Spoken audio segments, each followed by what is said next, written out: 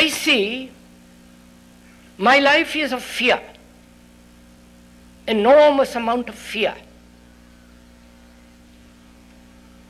My life is guided through fear and pleasure. Those are the true central facts of my life, of one's life. Pleasure and fear. They are the two sides of the same coin. May I go on? There's lots more to talk about, that's why I want to get on with it. And I hope you can follow all this. If not, I'm sorry, I can't help you. So, one's life is based on these two factors, pleasure and fear. And what we call love. Is love pleasure? Is love desire? Or is it something entirely different? And also I must find out what is death, because that's part of my living. So one's life is pleasure, fear, love, and death.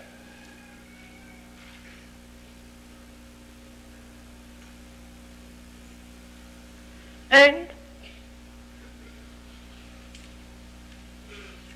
within that field, mind is not only trying to bring about order, but also it wants security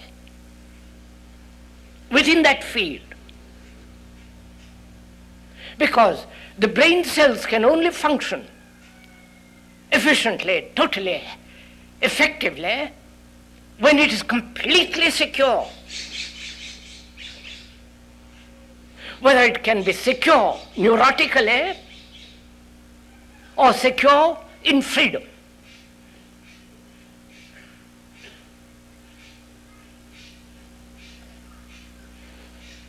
I do not know if you have not noticed. The neurotic people are secure in an idea, in a belief, in a concept. To them that becomes the very essence of security. So,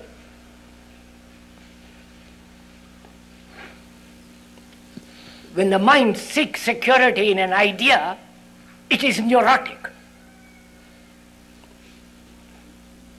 Do you accept that? Do you see it? Or when it is finds security in a belief, in a dogma, in a concept. It finds security there, but it's a neurotic security because it essentially divides people.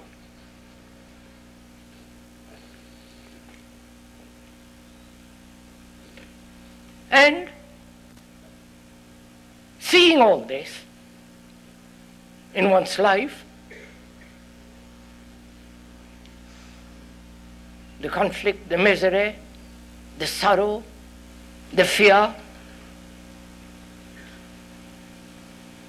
the anxiety that comes about when one has the ideological faith in something,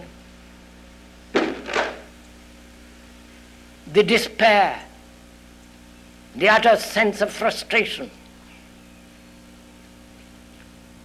That's our life. And we are frightened of death.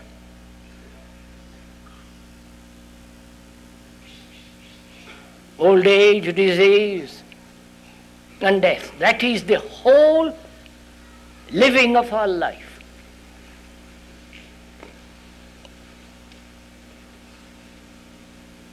And being afraid, we believe. Being afraid, we have faith in something. Being afraid of death, we have various theories. Believe in reincarnation, resurrection, every form of hope. And that is our daily life of disorder.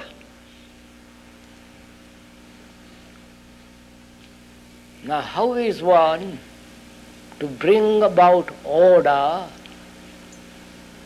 in this disordered world, which is myself, which is yourself?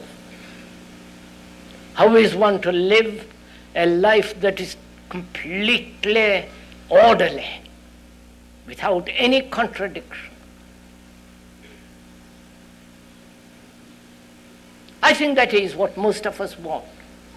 The more sane, rational we are, the more demanding that our life be rational, healthy, moral, righteous. And not finding it there, then we invest not only our money, but also our hope in churches, in myths, in various doctrines, and all the imported exotic religions, Krishna consciousness, all right, various forms of yoga, various forms of meditation.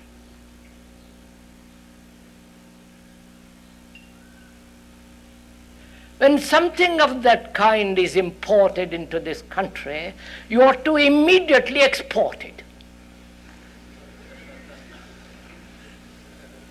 Because you don't know a thing about it.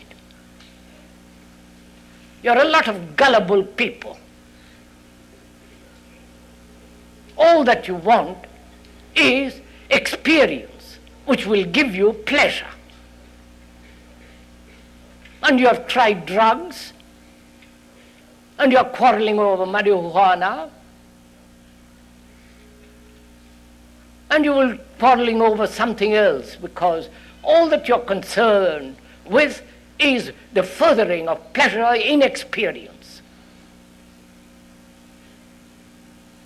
And therefore, that brings more disorder in your life. So what we are going to do now is to see